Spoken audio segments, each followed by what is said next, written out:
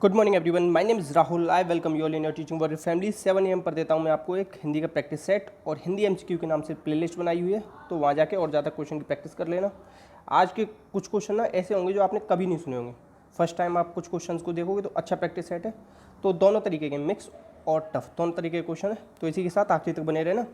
और पहले क्वेश्चन से स्टार्ट करेंगे। पहला क्वेश्चन है आपका ए का उच्चारण। कई बार बता चुका हूँ मगर बच्चों को ये कन्फ्यूजन होता है, सर हम याद कैसे रखें।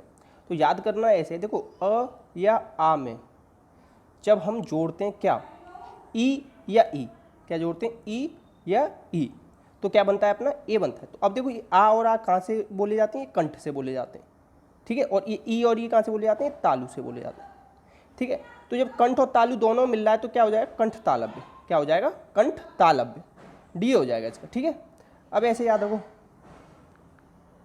अब देखो और मैं इसमें बता सकता हूँ दंत कौन से होते हैं, क च ट त, ता वाले जो ना ये याद कर लो पूरा, क च ट त प, ठीक है। कंठ तालु और ये मूर्धन्य और ये दंत और ये ओष्ठ, तो दंत कौन सा हो जाएगा, ता। और दंत में ला और सा ये भी आते हैं, ठीक है। तो इस चीज़ को भी याद रखेंगे। नेक्स्ट क्वेश्चन पे चलेंगे। नेक्स्ट है चूरन। आप क्या बोलते हो, चूरन खाने जा रहा हूँ बोलते हो ना, डेली लाइफ में बोलते हो चूरन। तो जब हम डेली लाइफ में जिनको यूज करते हैं, क्या, जिनको हम डेली लाइफ में यूज करते हैं या जो संस्कृत से बदल चुके हैं, ऐसे शब्द जो टाइम के अनुसार धीमे धीमे संस्कृत से बदल के हम अपनी डेली भाषा में यूज करने लगे, उन्हें क्या कहते हैं, तत्सम की नहीं कहते, तद्भव कहते हैं। तत्सम वे होते हैं जो संस्कृत के ज्यों की त्यों लिए जाते हैं, और ये तत्सम से जो बनते हैं बाद में बिगड़ के रूप, तो वो हो जाते हैं तद्भव। और इसका तत्सम क्या होता है, इसका तत्सम होता है चूर्ण। क्या हो जाता है, चूर्ण, ठीक है। और देशज में लोटा पगड़ी, दो याद रख लो, लोटा पगड़ी, ठीक है।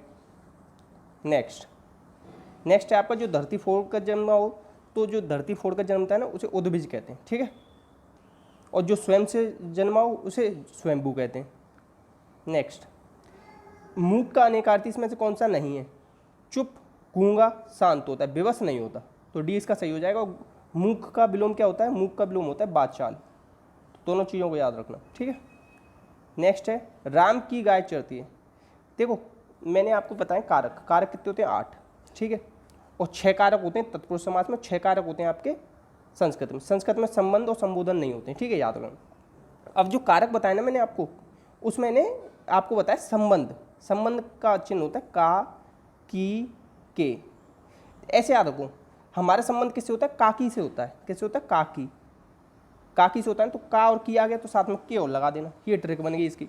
तो राम की, तो काकी की मतलब संबंध कारक, राम की गाय चरती। और कर्म में क्या आता है, कर्म को होती है कारक चिन्ह, ठीक है। अधिकरण का क्या होते हैं, मैं, पे, पर, ये 3 होते हैं इसके, ठीक है, इसे याद रखना। नेक्स्ट, जब पानी बरसता है तब, तो देखो मैंने आपको ट्रिक बताई है, जब तब, ज्यों त्यों, जैसे वैसे, इस तरीके के जब आपको वाक्य आ जाए ना तो क्या होंगे, वो होंगे आपके क्रिया विशेषण उपवाक्य। क्या होंगे, क्रिया विशेषण उपवाक्य। और संज्ञा उपवाक्य क्या होते हैं, जब बीच में आ जाए की, केवल आपको की मिल जाए तो वो आपका संज्ञा उपवाक्य हो जाएगा। या आपको जो की है ये कहाँ पे और मिल सकता है, मिश्र वाक्य में। मिश्र वाक्य की ट्रिक और ये है कि जहाँ आपको की मिल जाए ना वो मिश्र वाक्य होता है, या की मिल जाए तो संज्ञा उपवाक्य। ये 2 चीज़ याद रख लेना। विशेषण मैंने क्या बताया, जो, जिसका, जिसकी, जिसके, ये बताया ना मैंने आप लोगों को। तो ये अगर मिल जाए तो विशेषण उपवाक्य, ठीक है। नेक्स्ट क्वेश्चन चलते हैं। नेक्स्ट क्वेश्चन है आपका, महादेवी वर्मा को किस पुस्तक पर ज्ञानपीठ पुरस्कार मिला। तो इन्हें तो मिला था यामा पर, ठीक है, याद कर लेना। और जो याद करने लायक है उनकी है दीपशिखा, दीपशिखा, नीरजा, रश्मि, निहार, ये तो है ही हैं, इन्हें भी याद कर लेना। और मेरा परिवार और पथ के साथी, पथ के साथी बहुत पूछी गई, ठीक है, तो इन्हें याद रख लेना। और ये यामा तो बिल्कुल याद ही रखना क्योंकि इस पर इन्हें क्या मिला है, ज्ञानपीठ पुरस्कार मिला है, ठीक है। और महादेवी वर्मा को क्या कहा जाता है, आधुनिक युग की मीरा। क्या कहा जाता है, आधुनिक युग की मीरा, ठीक है, याद रखना ये चीज़। नेक्स्ट क्वेश्चन है, साकेत महाकाव्य की के रचयिता कौन है। साकेत महाकाव्य किसने लिखा है, ये लिखा है मैथिली शरण गुप्त ने। किसने लिखा है, मैथिली शरण गुप्त ने। और ये कौन है, आधुनिक युग के तुलसी हैं। कौन है, आधुनिक युग के तुलसी। और इन्हें और क्या कहते हैं, राष्ट्र कवि कहते हैं, राष्ट्र कवि, ठीक है। और सुमित्रानंदन पंत की कौन सी, किसको मिला है, इनकी चिदम्बरा को ज्ञानपीठ पुरस्कार मिला है, चिदम्बरा, ठीक है, तो इसे याद रख लेना। और जयशंकर प्रसाद, जयशंकर प्रसाद जी की तो बहुत सारी इंपॉर्टेंट है, तो इनकी याद रख लेना, कामायनी। बहुत काम किए ना जयशंकर प्रसाद जी, सबसे ज़्यादा काम किए तो शंकर जी हैं। और शंकर जी क्या है, इनके आसपास कंकाल, जब भी आपने मूवीज़ वगैरह में देखा होगा तो कंकाल इनके आसपास होते हैं ना, तो कंकाल किसकी हो जाएगी, शंकर जी की हो जाएगी। ठीक है। और ये कहाँ पे, ये हिमालय पे रहते हैं, तो हिमालय पे क्या चलती है, लहर, तो लहर किसकी हो जाएगी, शंकर जी की हो जाएगी। ठीक है। और देखो ये कहाँ है, हिमालय पे, तो हिमालय में क्या होगा, ध्रुव तारा उसी के आसपास दिख जाएगा, तो ध्रुव स्वामिनी क्या हो जाएगा, ध्रुव स्वामिनी। ठीक है, इतना याद रख लेना। नेक्स्ट, सरासर, मैंने कहा था जब आपको द्विरुक्ति हो जाए, सर प्लस सर, जब मैंने क्या कहा था, जब आपको द्विरुक्ति हो जाए तो वहाँ क्या होगा, अव्ययीभाव समास, या इसमें पहला पद प्रधान होता है या पूर्व पद प्रधान होता है, इस तरीके याद रखना। और इसमें क्या होता है, इसमें उपसर्गों का यूज होता है, क्या होता है, उपसर्गों का यूज होता है इस वाले समास में। और मैंने क्या बताया था आपको, इसमें ना कभी बहुवचन नहीं बनता, इसके एग्जाम्पल का कभी बहुवचन नहीं बनेगा। और द्विग किसका भाग होता है, द्विग होता है आपके तत्पुरुष समास का भाग। ठीक है। और तत्पुरुष समास में दूसरा या उत्तर पद प्रदान होता है। ठीक है। और एक चीज़ याद रखना, तत्पुरुष समास ना आपके दो तरीके का होता है, समानाधिकरण और व्याधिकरण। समानाधिकरण समानाधिकरण के अंदर आते हैं द्विग और कर्मधारय। ठीक है। और व्याधिकरण के अंदर क्या आते हैं, व्याधिकरण के अंदर आते हैं कारक चिन्ह। कारक चिन्ह जो होते हैं ना आपके 6 जिन कारक चिन्हों का यूज करते हैं, वैसे कारक चिन्ह होते हैं 8, मगर तत्पुरुष समास में करते हैं हम 6, तो वो जो 6 होते हैं ना वो व्याधिकरण में आते हैं। ठीक है, याद रखना। और इसमें और एक ये था द्वंद्व। द्वंद्व जैसे माता पिता, बीच में योजक चिन्ह का यूज करते हैं, दोनों पद प्रधान होते हैं, इस चीज़ को याद रखना द्वंद्व में। ठीक है। नेक्स्ट क्वेश्चन है, मैं रमेश से पत्र लिखवाया।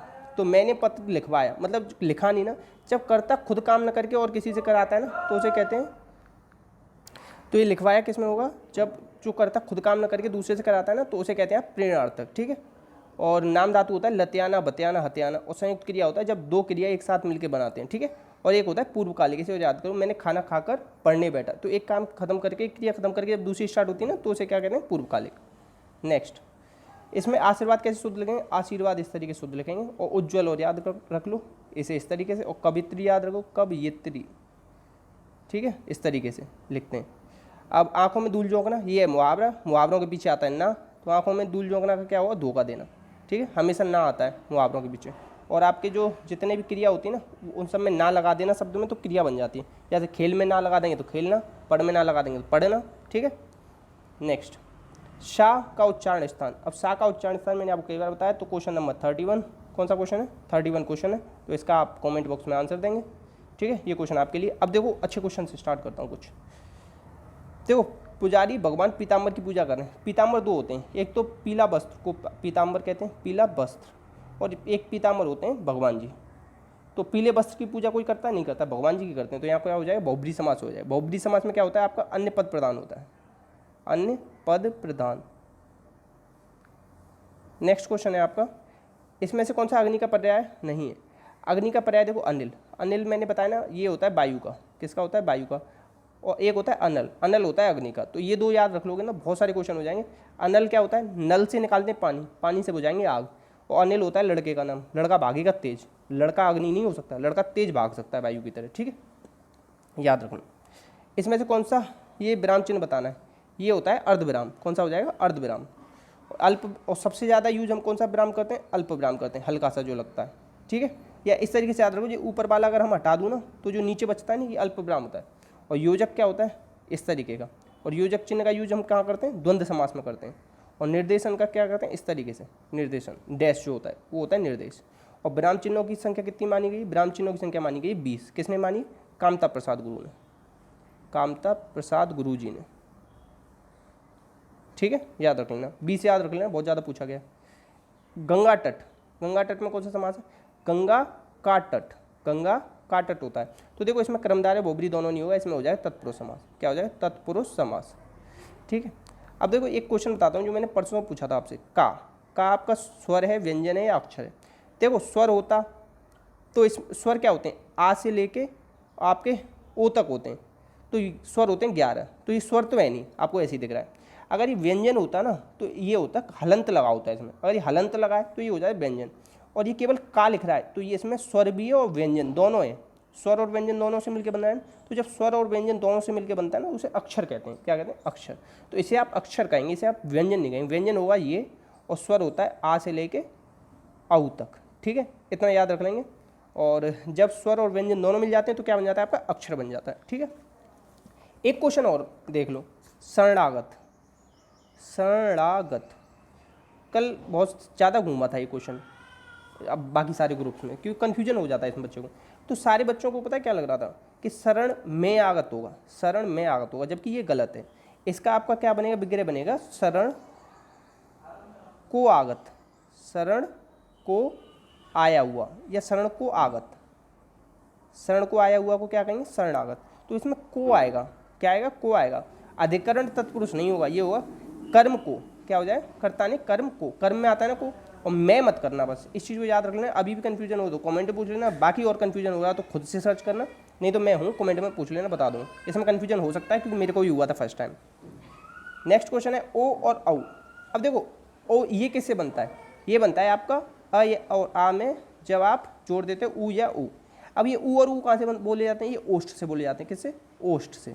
और आ कहाँ से बोले जाते हैं? तो कंठ से बोले जाते हैं। तो क्या हो जाएगा इसका? कंठ और ओष्ठ। क्या हो जाएगा आपका? कंठ और ओष्ठ। अब आपको कभी कन्फ्यूजन नहीं होगा, और ये कन्फ्यूजन हो ना तो बोल के देखो, ओ कहाँ, जो आपके ओष्ठ है ना ये थोड़े से मुड़ जाएंगे।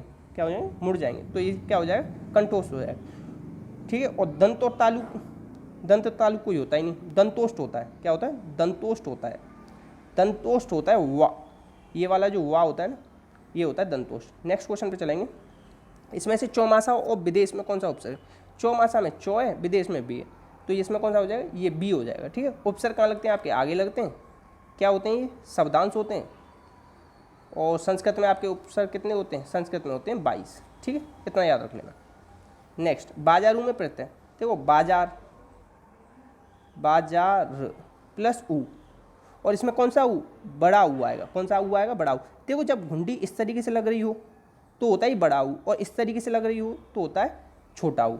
ठीक है, तो इसमें कैसी अंदर इस तरीके से लग रही है ना, तो ये क्या होगा? बड़ा ऊ हो जाएगा। ठीक है, इस तरीके से याद रखना, सी हो जाएगा इसका। और प्रत्यय आपके पीछे लगते हैं, ये भी शब्दांश होते हैं, पूरे शब्द नहीं होते। शीशा और चैत्र। शीशा टूट गया, शीशा टूट गया। ठीक है, अच्छा शीशा, बड़ा अच्छा शीशा है, बिल्कुल साफ दिखता है। अच्छी शीशा बोलते हो? नहीं बोलते। शीशा टूट, दोनों तरीके कैसे भी आप चेक कर सकते हो। तो ये क्या हो जाएगा? पुल्लिंग हो जाएगा। ठीक है, और स्त्रीलिंग पुल्लिंग दो ही होते हैं इसमें आपके हिंदी में, और वचन भी दो ही होते हैं हिंदी में। 10 आम 20 बच्चे, इसमें विशेषण बताना है। 10 और 20 क्या हो गया? अब आप इसमें संख्यावाचक और निश्चित, इन दोनों में से कौन सा लगाओ? तो संख्यावाचक ऑटोमेटिकली निश्चित संख्यावाचक के अंदर आता है, तो इसमें क्या लगाएं? निश्चित है संख्या। अगर मैं कह देता कुछ आम, मैं कह देता कुछ आम, तो क्या हो जाता है? अनिश्चित हो जाता। क्या हो जाता? अनिश्चित हो जाता।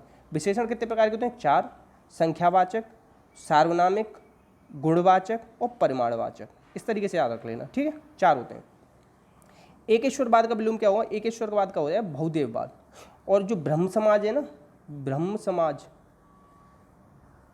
जिसकी की राजा राम मोहन राय इन्होंने की थी स्थापना, तो वो किस पे आधारित था? एकेश्वरवाद पे आधारित था, 1928 में जिसका स्टार्टिंग करी थी इन्होंने। बहुत ज़्यादा पूछा जाता है ये क्वेश्चन, याद रख लेना। एकेश्वरवाद का किसने स्टार्ट किया था? ये भी कौन सा समाज इस पे आधारित है, ये बहुत पूछा गया है। जीके का क्वेश्चन है, मगर हिंदी में भी याद कर लो। आप लोग KBS दोगे, सुपर टेट दोगे, ऐसा तो है नहीं कि आपकी CTET से जॉब तो लगनी नहीं, UP टेट से भी जॉब नहीं लगनी, ये तो पात्रता परीक्षा है केवल। ठीक है, ये जो भी आप एग्जाम दोगे ना, अगर उसमें जीके पूछी जाएगी तो जरूर पूछा जाता है ये क्वेश्चन। रेलगाड़ी आ चुकी थी, रेलगाड़ी आ चुकी थी, जब चुका था चुकी थी आ जाए ना तो होते हैं पूर्ण भूतकाल।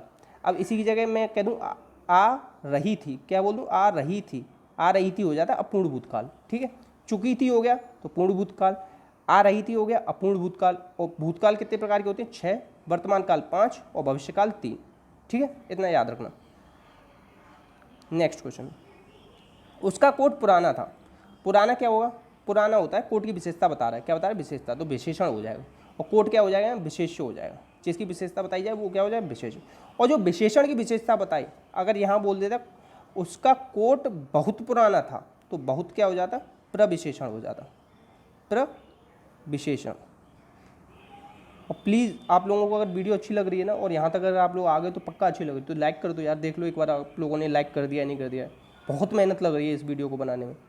शेयर कर दिया करो। आज का बस इतना टारगेट रहो, केवल आप लोगों को ना एक अपने किसी दोस्त से, आप लोग किसी अपने एक किसी सबसे अच्छे दोस्त से ना चैनल सब्सक्राइब करवा देना और उसे एक बार कहना पर्सनली कि प्लीज़ एक बार विजिट करें। अगर एक बार देखेगा ना तो पक्का पसंद आएगी उसे वीडियो।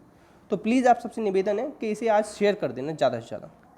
नेक्स्ट, पंकज में कौन सा समास है? देखो मैंने हमेशा बताया जहाँ पे भी आपको क्या हो, जहाँ पे भी आपके पर्यायवाची मिल जाए, पर्यायवाची मिल जाए, तो वो सारे किस समास में आते हैं? सारे पर्यायवाची आपके आएंगे बहुब्री समास में। बहुब्री समास में अन्य पद प्रधान होता है। और इसके 2-3 और लिख लो। एक तो लिख लो सत्यदल, पंकज होता है कमल का, किसका होता है? कमल।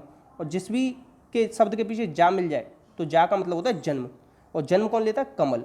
जब भी जा मिल जाए तो ये होता है कमल का। सत्यदल और सतपत्र ये सब इसी के। और अरविंद भी लिख लो, अरविंद, ठीक है। और दा मिल जाए तो बादल का होता है, धा मिल जाए तो ये किसी के पीछे तो ये होता है किसका? समुद्र का, ठीक है।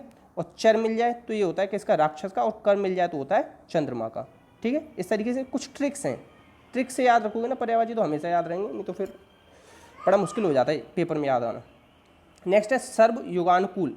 सर्वयुगानुकूल के लिए एक शब्द होता है शाश्वत। सर्वयुगानुकूल क्या होता है? शाश्वत। नेक्स्ट है नश्या शब्द का तद्भव। तद्भव्य होते हैं जो बिगड़े हुए रूप होते हैं, इस तरीके से आ दो। नश्या क्या है आपका? तत्सम। नश्या का तद्भव हो जाता है नस। क्या हो जाता है? नस। इसी के साथ प्रैक्टिस समाप्त हुआ। हाथ जोड़ के आप लोगों से निवेदन है कि प्लीज़ शेयर कर देना, आप करना, मैं करूँगा, दोनों लोग मिलके सब लोग शेयर करेंगे, बहुत अच्छा रिस्पॉन्स आएगा। तो प्लीज़ अपने किसी एक दोस्त को आज पर्सनली बोलना मेरे लिए इतना ज़रूर करना कि इसे शेयर करना, लाइक कर देना। कोई भी कन्फ्यूजन हो रहा हो, कन्फ्यूजन कुछ भी हो आपको, हमेशा 24/7 आपके लिए अवेलेबल हूँ। आपके लिए ऐसे ही अच्छे अच्छे क्वेश्चंस महासागर में से ना मोती की तरह चुन के ले आऊँगा। और ये गारंटी है आपको एक नंबर नहीं कटने दूंगा, फुल स्कोर करा दूंगा, चाहे पर्यायवाची हो चाहे कुछ भी, सबको ट्रिक्स के याद करा दूंगा। तो प्लीज़ भरोसा बनाए रखना, शेयर कर देना और डेली वीडियो देखते रहना 7 बजे। और इसी के साथ अपना और अपनों का ध्यान रखना। जय हिंद, जय भारत।